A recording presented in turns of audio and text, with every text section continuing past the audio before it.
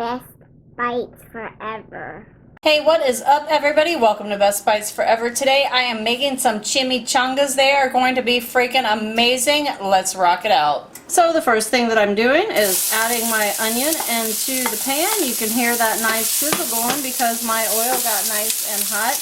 This is one large onion, and I don't know, it's probably like 1.5 cups to 2 cups-ish of diced onion.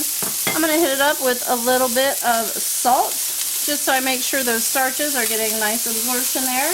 I'm going to go ahead and add in 1 red bell pepper, get all the goodness out of there. You could use orange or yellow if you want to. I happen to like the red. I'm going to just saute that around a tiny little bit. Hit it up with a little bit of black pepper if you want. I'm going to do it here in just a second. I also have 3 garlic cloves going in. Here they go. Ooh, my pan got a little bit hot. That's okay. I'm going to turn my heat down for a second. And I'm going to cook this around until my onions start to look just a little bit translucent. This is looking absolutely gorgeous. You can see that my onions are changing color. They're getting a little bit translucent. So I am ready to add in my jalapeno, and you can do this as hot as you want to, but I personally am a baby. So I went ahead and I de-seeded and deveined my jalapeno. Totally up to you. If you want to add that heat, just leave the seeds in, get that going. You can even add 2 jalapenos if you want to. I'm going to go ahead and continue sauteing this. Maybe hit it with just a little bit of salt. Salt in every layer, right? And I'm going to continue cooking this just for a minute, and then we'll add in our chicken.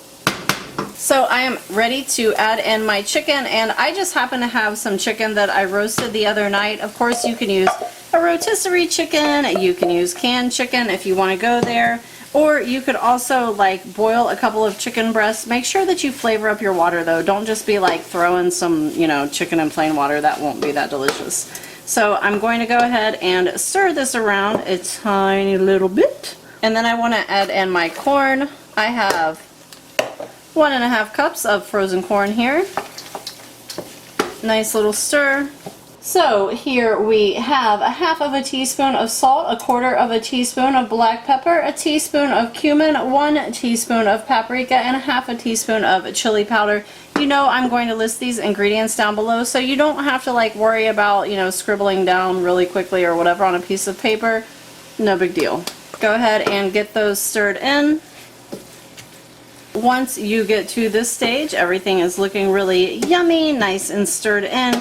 You want to go ahead and give it a taste just to make sure that you are happy with your seasonings. We're not done though. Taste! Oh my gosh, it's so good. Alright, here I have 4 ounces of cream cheese and 4 ounces of goat cheese.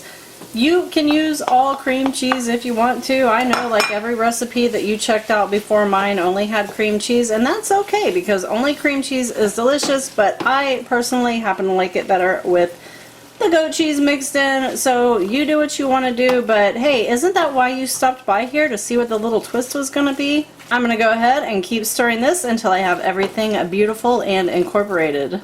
So this is what it is looking like, all mixed in. Ooh, got a little chunky there. Want to make sure it's nice and mixed. I'm going to fill some chimneys and fry them, guys. Alright, let's wrap up a chimney. So here I have a tortilla. I have warmed this up. You want it at least at room temperature, and maybe even just a little bit warmer, because if you don't have them a little bit warm, they have a tendency to tear. I'm going to put 2 scoops right in the center there. Oops, my bad. I'm going to tuck it in kind of tight, just like this. Can you see? Right? Fold it over. Fold it over. Nice tight tuck like this. Again.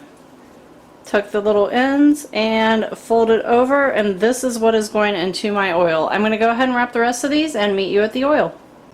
Okay, so let's go ahead and fry them up. I'm going to go ahead and grab it with my tongs like this. As I drop it in, I want to make sure that I'm keeping it kind of closed up and just hold it down for a few seconds as it starts to fry, because I don't want it to open up. I kind of have a little bit too much oil in here. I'm going to be honest with you guys. Really, you don't want it to cover it because it makes it kind of have a tendency to unroll. So I'm going to have to babysit a little bit extra. If you put your oil in so it only covers half of it, you're not going to have this issue that I'm having right now. But as you can see, I think we're kind of good to go here. I just had to, you know, make sure that it wasn't opening. Alright, I put a second one in. This dude is looking pretty darn tasty. You can see that he kind of sealed himself up here, right? It's going to get nice and crispy as it kind of fries here. So I'm going to give this about 30 more seconds. This guy is looking good to go, and I'm going to pull him and put him onto paper towels to kind of drain the oil a little bit. And as I was pulling him out of the fryer, I was putting some cheddar cheese on top. As you can see, here is my plate up. I added some sour cream, some salsa, and some limes. Here it is, all ready to serve up. Hey, if you haven't subscribed already, now would be a really great time. Thank you so much for joining me today, and happy cooking, everyone. BestBitesForever.com